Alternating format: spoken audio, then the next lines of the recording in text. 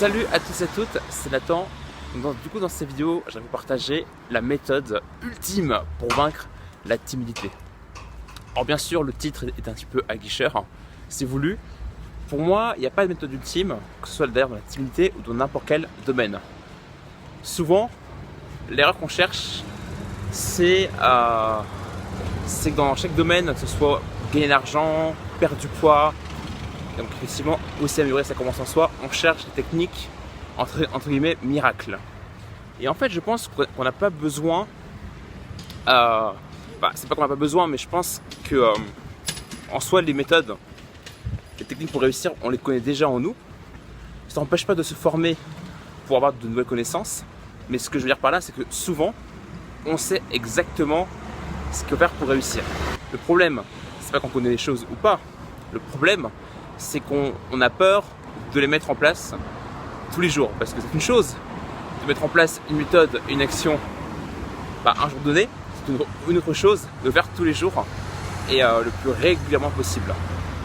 Alors du coup, par contre, là où je suis d'accord, c'est pour vaincre sa timidité, on sait tous qu'il faut parler à des gens, qu'il faut se changer, sortir de sa zone de confort. C'est un peu les conseils que tout le monde partage, mais c'est vrai qu'il y a un truc, je trouve qu'on n'insiste pas suffisamment, qu'on va peut-être plus te dire en coaching, en formation, avec des formations payantes, mais il y a une méthode vraiment qui est efficace.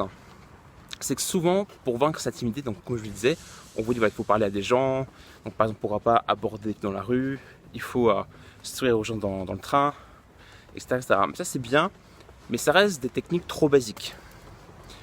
Parce que en fait, si vous êtes vraiment timide, vraiment une timide qui est importante, et je parle en connaissance de cause parce que croyez-moi, quand j'étais au collège et quand j'étais au lycée, j'étais très très timide. Et heureusement, grâce à ma démarche de développement personnel, il y a beaucoup de choses que j'ai transformées. En toute transparence, j'accorde du travail parce que je pense que l'évolution, il n'y a pas de ligne d'arrivée. C'est-à-dire, prenez même un entrepreneur qui est très confiant, très charismatique, il y a toujours des choses, on peut toujours progresser en fait dans le chemin, dans le développement de la confiance en soi.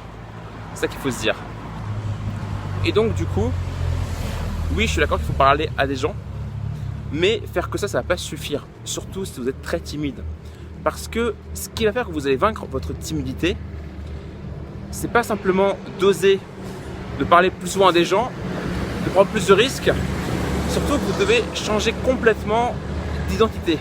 En fait, c'est un petit peu violent, mais c'est comme si vous devez tuer quelque chose en vous pour recréer une nouvelle personnalité. Attention, je ne vous dis pas bien sûr de surjouer et de ne pas être vous-même, il faut être soi-même, mais c'est important quelque part que vous changez vraiment d'identité, parce que ce qui fait que vous restez timide, vous avez du mal à progresser dans le développement de la confiance en soi, c'est qu'en fait vous restez sur une certaine norme, c'est-à-dire vous vous comportez et vous agissez d'une certaine manière et du coup vous avez les mêmes résultats. Et si vous devenez beaucoup plus avec les autres, beaucoup plus confiant, vous devez du coup créer une nouvelle norme en vous en fait. Donc c'est-à-dire penser comme quelqu'un qui est plus confiant, agir comme quelqu'un qui est plus confiant, pourquoi pas imiter ou modéliser des personnes qui ont plus confiance en eux.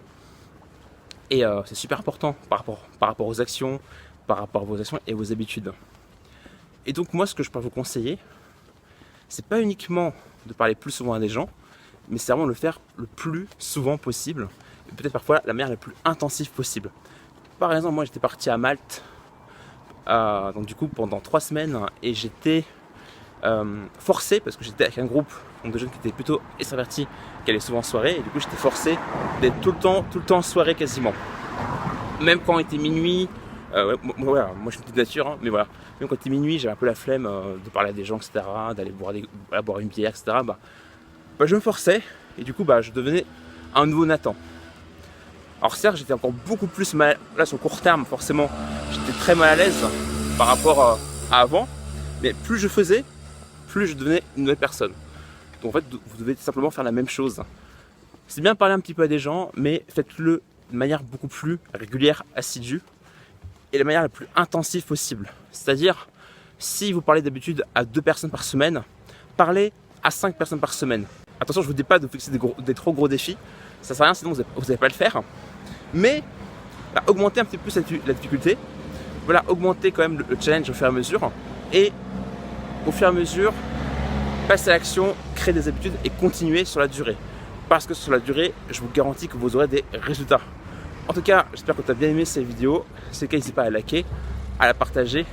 Abonne-toi à la chaîne, c'est pour toi, c'est important justement d'être beaucoup plus à l'aise que les autres, de développer la confiance en toi et ton leadership. En tout cas, on se retrouve à demain pour la prochaine vidéo. Salut!